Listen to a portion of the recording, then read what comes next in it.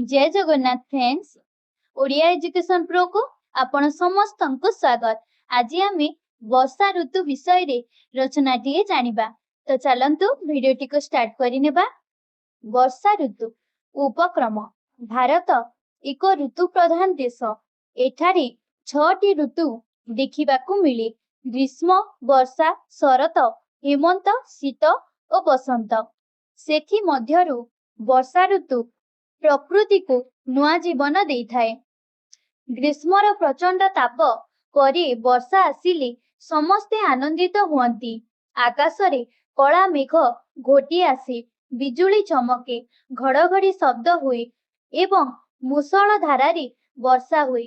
वर्षा ऋतु साधारणतः आषाढ़ और श्रावण मासरे होइथाए। वर्षा ऋतुर सौंदर्य। वर्षा आसिबा सहित चारिआडे सबुजिमा छाई जाए। सुखी जाइथिबा गछपला पुणी सतेज होई जांती। खेत, वन, पहाड़ और उपत्यका सबु सबुज रंगरे सजी उठे। नदी, पोखरी और झरणा गुड़िक जलरे परिपूर्ण होई जाए। मयूर नाची, बेंग डाकी और पक्षी माने आनंदरे कलरव करती। ठंडा पवन मन को प्रफुल्लित करी दिए। कृषि रे वर्षार गुरुत्व। भारत एक कृषि प्रधान देश। कृषक मानक पई वर्षा हेउछि अमृत सदृश। धान समेत अनेक फसल वर्षा जल उपरे निर्भर करे। ठीक समय रे भल वर्षा हेले भल अमल हुए एवं कृषक माने खुशी हुअंती। अल्प वर्षा हेले मरुड़ी और अधिक वर्षा हेले बन्या होई फसलर क्षति हुए। लोक जीवन उपरे प्रभाव। वर्षा ऋतु रे परिवेश शीतल और मनोरम हो जाए। लोक माने छता, वर्षाती बा रेनकोट व्यवहार करती। पिला माने वर्षा रे खेलिबाकू भल पाती। तेबे लगातार वर्षा हेले रास्ता घाट जलमग्न हो जाए।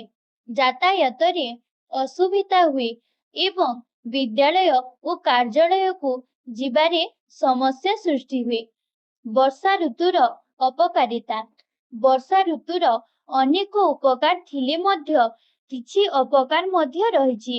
अत्यधिक वर्षा हेले बन्या सृष्टि हुए, घर द्वार भांगी जाए और जनजीवन व्याहत हुए।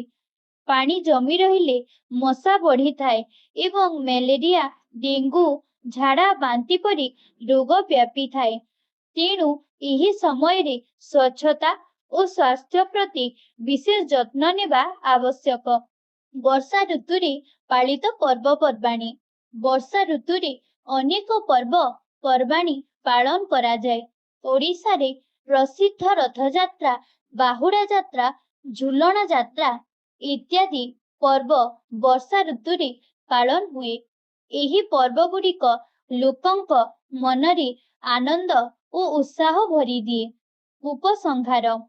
वर्षा ऋतु प्रकृतिर वरदान।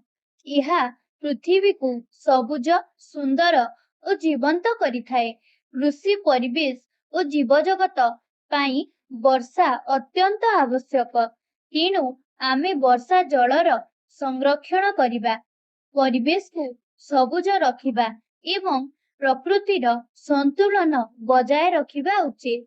वर्षा ऋतु सतरे प्रकृतिर एक अमूल्य उपहार। भिडियोटी भल लगी लाइक, सब्सक्राइब और शेयर निश्चित करिनेबे। Thank you.